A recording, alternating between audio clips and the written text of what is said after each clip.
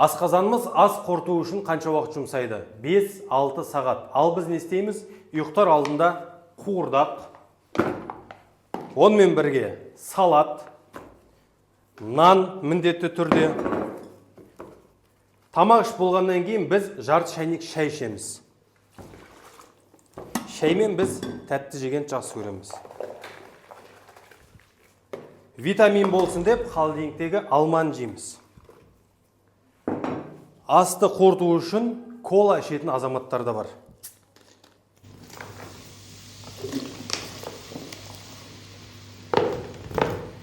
Сөйтемізде барып ұйықтап қаламыз. Ал біз ұйықтап жатқан кезде біздің асқазанымыз жұмыс істеп жатады.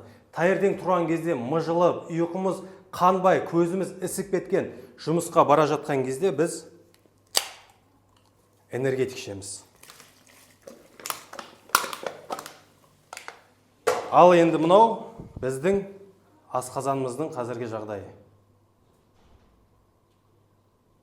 Егер сіз де осылай тамақтану арқылы асқазаныңызды құртып, асқазаныңыз тамақты қорытпай, өт жолдары толып, және де постоянно изжога мазалап жүрген болса, мен сізге Медина компаниясының қара зере майын ұсынамын.